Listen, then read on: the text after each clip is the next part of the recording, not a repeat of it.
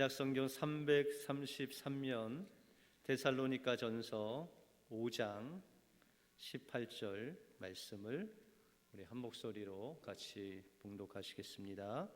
범사에 감사하라. 이는 그리스도 예수 안에서 너희를 향하신 하나님의 뜻이니라. 아멘. 우리 옆 사람들과 이렇게 한번 인사하겠습니다. 해피 땡스기빙.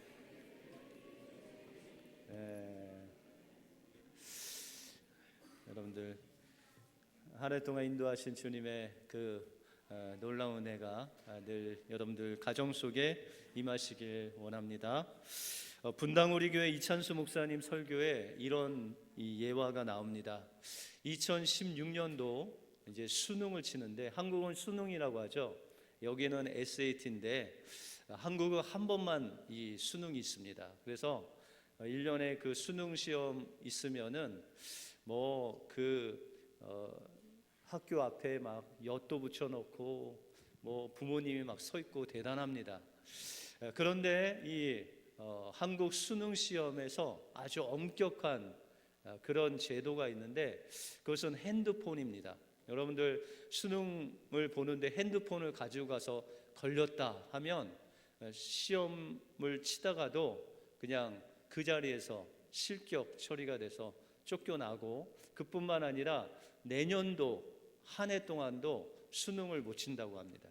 그러니까 당연히 이제 이 핸드폰 사고가 많았기 때문에 핸드폰을 가지고 수능 시험장에 가면은 큰일 납니다.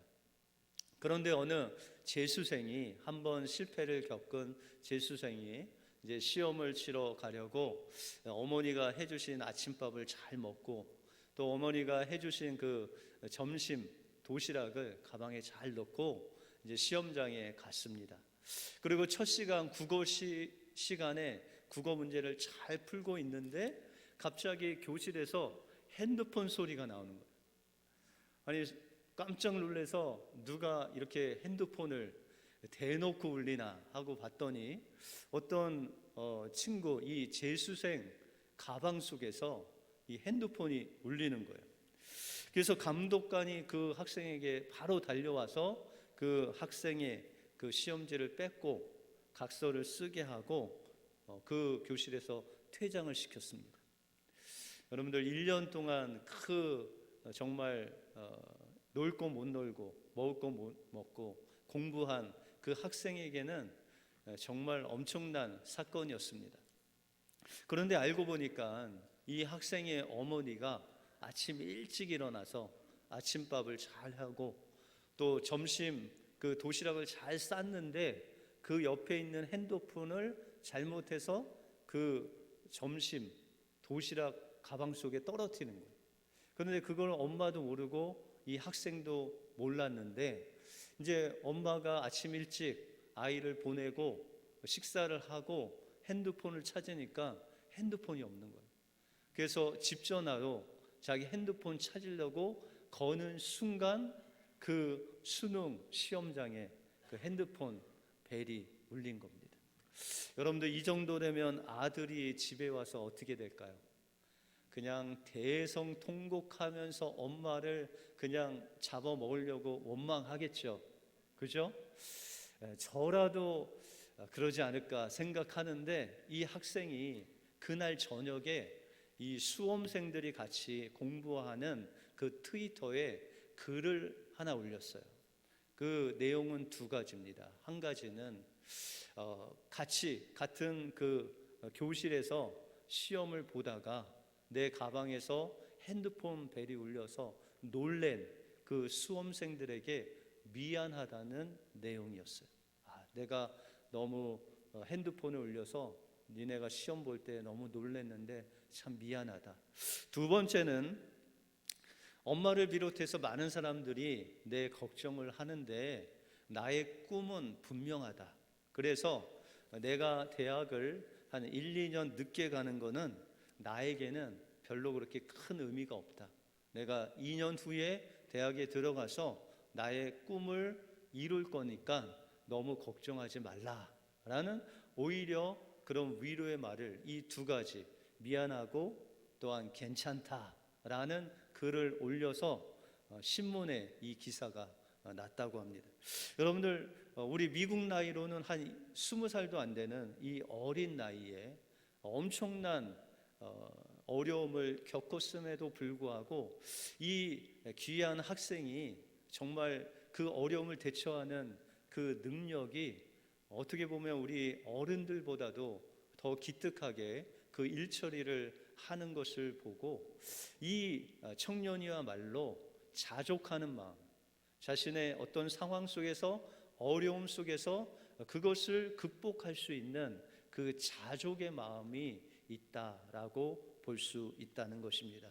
우리의 삶 속에서 이런 어려움이 올 때 우리는 어떻게 극복할 수 있느냐에 따라서 오늘 본문 말씀 이 범사에 감사할 수 있는 능력이 바로 이 자족의 마음을 통해서 우리에게 공급된다. 그리고 이 자족의 마음은 능력 주시는 자 우리 하나님께로부터 오는 것이다 라는 것입니다. 그러므로 한 해 동안도 하나님께서 여러분들 지켜주시고 인도하셨는데 여러분들 이제 앞에 있는 그 시간도 하나님께서 어떠한 상황 속에서도 그것을 극복할 수 있는 그 자족의 마음을 여러분들에게 주셔서 어떠한 상황 속에서도 하나님께 감사하시는 우리 은혜교회 모든 성도님들 되시길 주님의 이름으로 축원드립니다. 오늘 본문을 통해서 이 감사의 비결인 자족의 마음이 무엇이고 또 범사에 감사할 수 있는 그 능력이 어디로부터 오는지 오늘 본문을 통해서 살펴보겠습니다. 먼저 감사는 자족의 마음을 가질 때 감사할 수 있습니다. 우리가 감사라고 하는 것은 히브리어로 야다, 그래서 고백하다라는 그런 뜻입니다. 하나님께서 여러분들 만드시고 구원하신 그 하나님이 우리의 주인이십니다 라는 것을 고백하는 것이 감사다라는 것입니다. 이렇게 감사의 뜻을 알면 우리가 어떤 상황에서든지 하나님 앞에 감사할 수 있죠. 오늘 본문에 보시면 너희가 범사에 감사하라. 여러분들 범사는 어떤 때 하나님께 감사하라는 거죠? 슬플 때도 감사하고 기쁠 때도 감사하고 응답 받았을 때도 감사하고 응답 받지 않았을 때도 하나님께 감사하는 것이 바로 범사에 감사하다라는 것이죠. 그러면 어떻게 이런 모든 상황 속에서 우리가 감사할 수 있겠습니까? 우리가 빌립보서 4장 11절에 보시면 내가 궁핍함으로 말하는 것이 아니라 어떤 형편에든지 내가 자족하는 법을 배웠다라고 사도 바울은 말씀하고 있습니다. 여러분들 사도 바울은 어떤 형편에서든지 감사할 수 있는 그 비결이 바로 자족의 마음이다라고 하면서 이 자족을 통해서 내가 하나님께 감사할 수 있다라고 그렇게 말씀하십니다. 여러분들 자족이라는 말은 내 스스로 행복해하다 또한 만족하다라는 그런 뜻입니다. 그런데 이 내가 만족하고 행복하는 이 마음은 우리에게서 나온 것이 아니라 하나님으로부터 온다라고 그렇게 말씀하고 있습니다. 우리가 고린도후서 3장 5절에 보시면 우리가 무슨 일을든지 우리에게 난 것 같이 생각하여 스스로 만족할 것이 아니니 우리의 만족은 오직 하나님께로부터 났다라고 이렇게 말씀하고 있습니다. 여러분들 마음속에 만족하고 행복하고 자족하는 마음은 다 하나님으로부터 온 마음이다라고 그렇게 말씀하고 있습니다. 근데 이 사도 바울이 나는 이럴 때 자족하고 만족했다라는 그 자족의 상황, 그 내용이 나옵니다. 여러분들 빌립보서 4장 12절에 보시면 내가 비천한 때도 풍부한 때도 모든 일이 배부르며 배고픔과 풍부와 궁핍에도 일체 비결을 배웠다라고 이렇게 말씀하고 있습니다. 여러분들 자족이라는 것, 내가 스스로 행복하다라는 것은 우리가 풍부할 때만 만족하는 것이 아니라 우리가 부족할 때, 우리가 궁핍할 때, 우리가 어려울 때도 하나님 앞에 만족하고 행복하고 감사할 수 있다라고 그렇게 말씀하고 있습니다. 다시 말해서 이 사도 바울이 이 자족하는 함을 배웠는데 그것은 그가 어려울 때도 있고 또 기쁠 때도 있고 궁핍할 때도 있고 풍부할 때도 있고 이런 여러 가지를 겪으면서 하나님께서 그에게 이 만족하고 자족할 수 있는 그 능력을 이 사도 바울에게 공급해 주셨다라고 말씀하고 있습니다. 여러분들 살아가면서 특별히 오늘 예배 가운데 나오셨는데 요즘 여러분들 삶이 어떻게 좀 만족스러우세요? 목사님, 저는 저의 삶 속에 부족함이 없습니다. 이런 분 계세요? 예, 그런 분은 정말 주 안에서 자족하는 법을 배우신 분이죠. 그래서 시편 23편 1절에 보시면 주님은 여호와는 나의 목자시니 내가 부족함이 없다. 이 부족함이 없다라는 것이 내가 자족하고 만족하고 하나님께 늘 감사하다 이런 뜻이에요. 그러면 이 다윗이 어떻게 여호와로 나의 목자를 삼을 때 늘 부족함이 없었을까요? 여러분들 시편 23편이 나오기 위해서는 시편 22편이 있었습니다. 여러분들 시편 22편은 예수님의 순환시입니다. 그래서 다윗이 사울로 인해서 고난받고 또 예수님이 십자가에서 그 고난을 통과한 후에 나온 시편이 바로 시편 23편이라는 것입니다. 그러므로 여러분들이 십자가의 고난을 경험할 때 이 사도 바울이 사울로 인해서 어려움을 당하는 그것을 통과한 후에 이 다윗이 하나님 앞에 내가 부족함이 없습니다. 내가 어려울 때도 또 기쁠 때도 내가 궁핍할 때도 내가 풍부할 때도 어떤 때든지 하나님께서 함께 하심을 통해서 능력 주시는 자 안에서 이 모든 것을 내가 할 수 있는 것을 배웠습니다 라고 그렇게 고백하고 있습니다. 여러분들 이스라엘 백성들이 출애굽을 하고 나서 광야 생활을 했죠. 그 광야 생활을 할 때 여러분들 그들이 먹을 것이 없어서 배고파 죽은 사람이 있을까요? 없을까요? 마실 물이 없어서 목말라 죽은 사람이 있을까요? 없을까요? 성경에 보시면은 그들의 먹을 것을 아침마다 만나로 내려주셨다라고 그렇게 말씀하고 있어요. 그런데 그들이 이 만나만 먹다 보니까는 좀 재미가 없어요. 먹는 재미가 없어. 그래서 하나님께 하나님 저에게 좀 고기도 주세요. 그렇게 기도했어요. 그랬더니 하나님이 주셨을까 안 주셨을까요? 예, 저녁에 이 메추라기, 여러분들 고기 중에서도 새 고기가 맛있는 거 아시죠? 이 새 메추라기 고기를 그냥 그 들녘에 그냥 꽉 아예 그냥 덮이도록 그렇게 주셔서 아주 그냥 그 메추라기 고기 냄새가 입에서 그냥 나도록 그렇게 배불리 먹여 주셨다라는 것입니다. 그래서 신명기에 보시면은 이스라엘 백성들이 다 그 광야 40년을 지난 후에 되돌아 보니까 굶어 죽은 사람도 없고 목말라 죽은 사람도 없고 신발이 헤어지지도 않고 옷이 헤어지지도 않고 하나님의 은혜로 잘 살 수 있도록 하나님께서 인도하신 그 은혜에 감사했습니다. 그런데 여러분들 이 광야 40년 동안 이렇게 먹이고 입히시고 마시우게 했는데 대부분 사람들은 하나님께 감사를 했을까요? 안 했을까요? 대부분 사람들은 감사하지 않고 원망과 불평을 하게 되었다는 것이죠. 그러므로 여러분들 우리가 아무리 잘 먹고 잘 살고 우리 자녀들에게 잘해 줄지라도 그 자녀들이 어려운 상황 속에서 어떤 상황에서도 자족의 마음을 배우지 않고는 그것을 취할 수가 없다는 것이죠. 다시 말해서 하나님께서 우리에게 명령하신 이 명령은 그 하나님의 말씀은 우리가 하나님을 의지하고 배우고 훈련하고 하나님께 기도함으로 그것이 가능하다라는 것이에요. 그래서 사도 바울은 이 자족하는 마음을 가리켜서 하나님께서 이 자족하는 마음을 우리에게 배우게 하셨다라고 그렇게 말씀하고 있습니다. 여러분들 어려운 데서는 우리가 원망과 불평이 자연스럽게 나올 수 있잖아요. 그런데 그 원망과 불평하지 않고 하나님 앞에 감사하는 그 훈련을 계속했다는 거예요. 그 훈련을 어렸을 때부터 계속하면 하나님께서 어떠한 상황 속에서도 하나님께서 능력을 주시기 때문에 그곳에서도 감사하며 자족할 수 있다라고 말씀하고 있습니다. 그래서 빌립보서 4장 13절에 보시면 내게 능력 주시는 자 안에서 내가 모든 것을 할 수 있다라고 말씀하고 있다는 것입니다.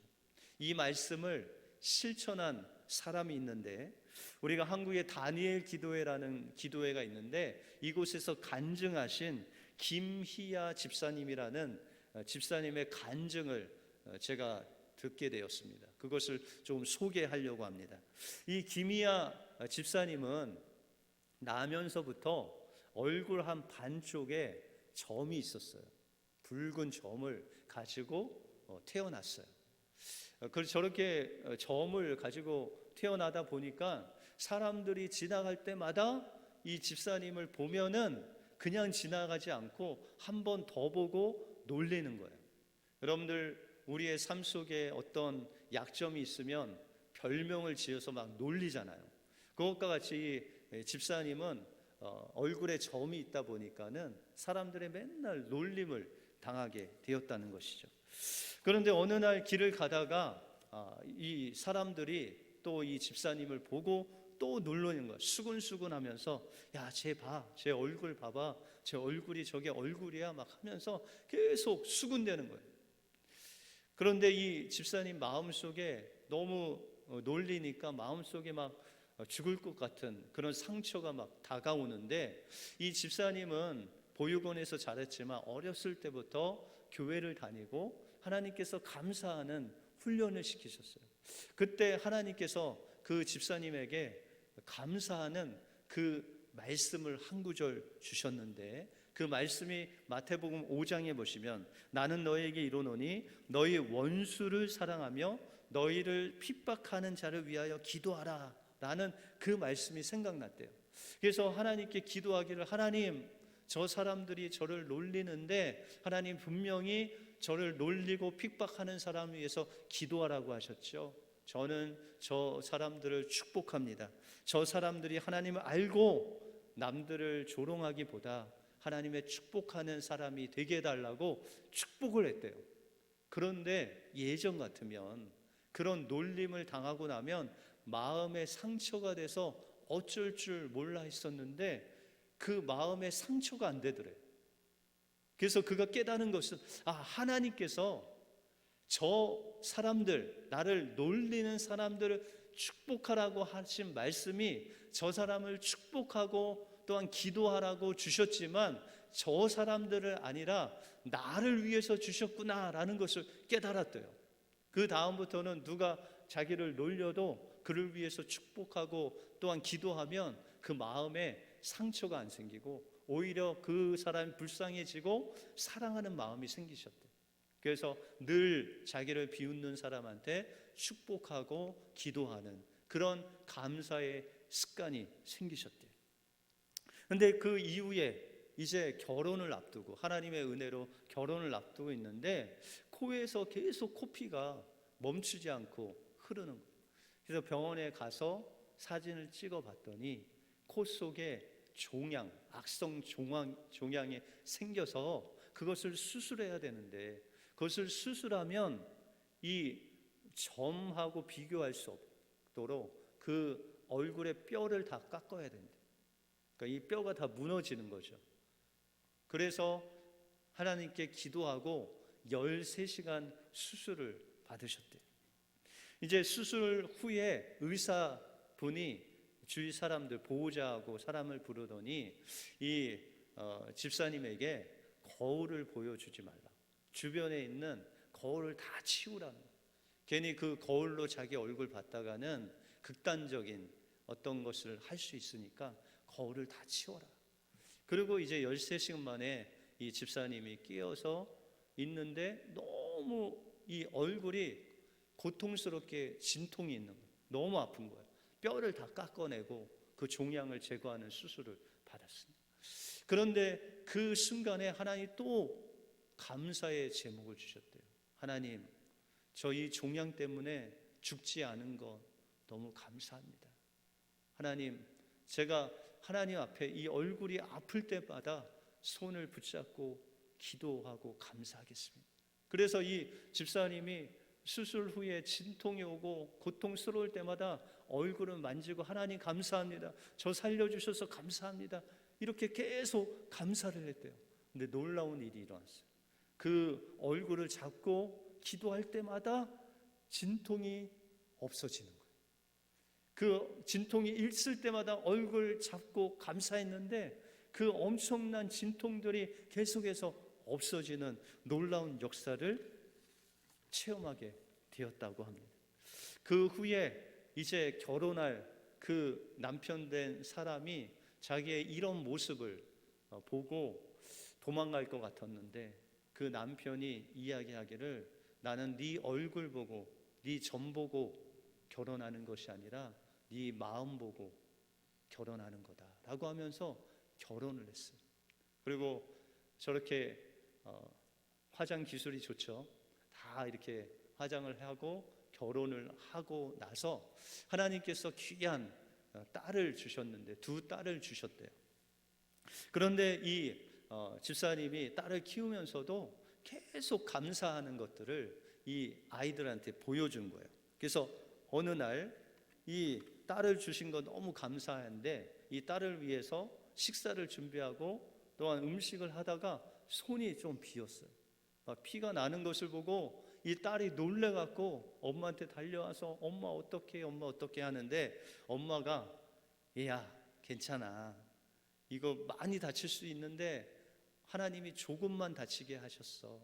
이거 너무 감사한 일이야. 너무 하나님께 감사하지 조금만 다쳐서 너무 감사하다. 그렇게 딸에게 이야기를 했대요. 근데 그 며칠 후에 이 유치원에 가서 딸을 이제 픽업하려고 갔는데 딸이 엄마가 온 것을 보고 그냥 너무 기뻐갖고 달려오다가 넘어졌어요. 넘어졌는데 이 손이 다 까졌어.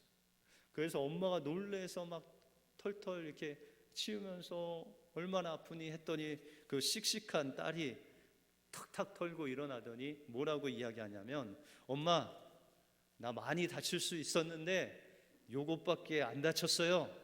얼마나 감사한 일이에요 라고 그렇게 하나님께 감사를 하더래요.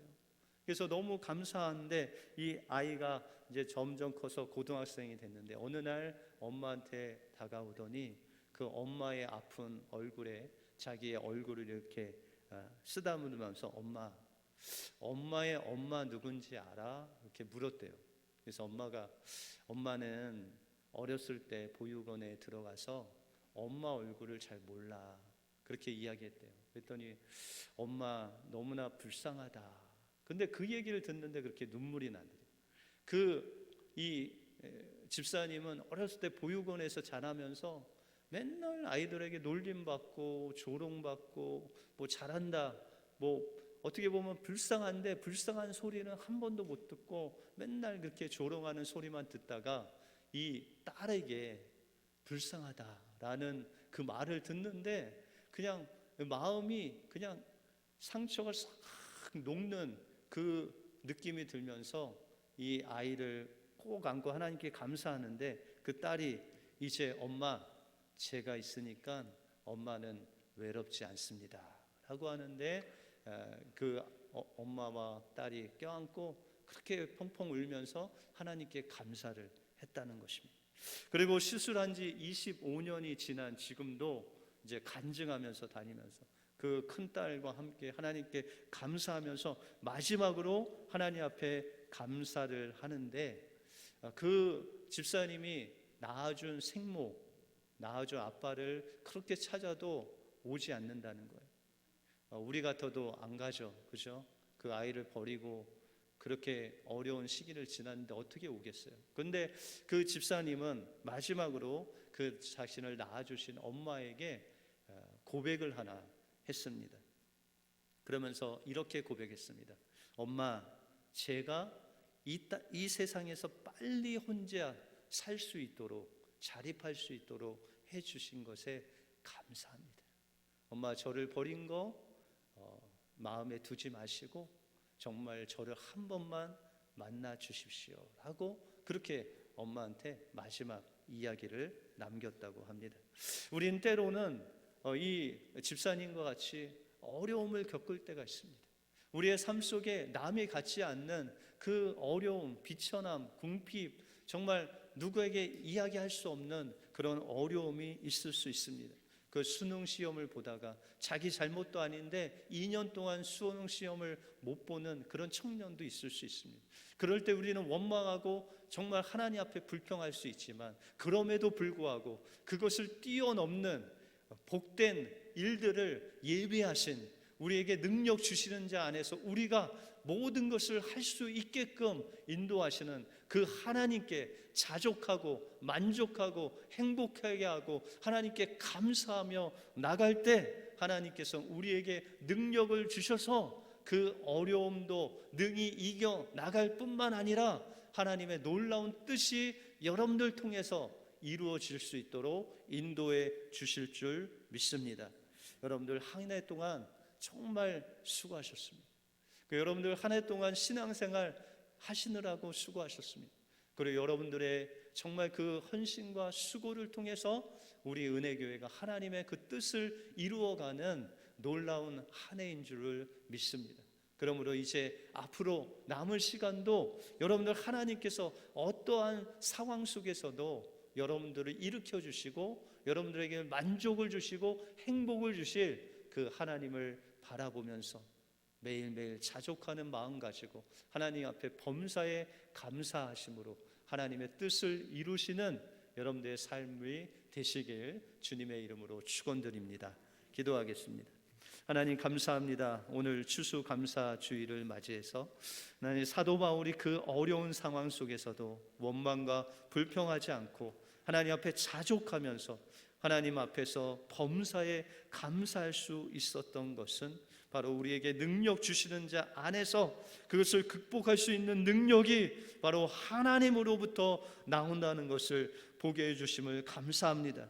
우리 은혜교회 한 해를 되돌아보면 우리 인간의 힘으로 어쩔 수 없는, 정말 할 수 없는 그런 상황 속에서도 하나님께서 우리 성도들에게 믿음을 주시고 이것을 극복할 수 있는 하나님 능력 주셔서 여기까지 인도해 주신 주님께 찬양과 영광을 올려드립니다. 앞으로도 하나님 어떠한 어려움과 고난이 올지라도 우리에게 능력 주시는 자 안에서 모든 것을 할 수 있는 그 능력 주시는 하나님을 의지하며 자족하며 만족하며 부족함이 없다고 하나님 앞에 감사하며 나가게 하심으로 우리 은혜교회를 통해서 하나님의 뜻이 이루어지는 놀라운 교회 되게 하여 주시옵소서. 모든 것 주님께 감사드리오며 예수 그리스도 이름으로 기도하옵나이다. 아멘.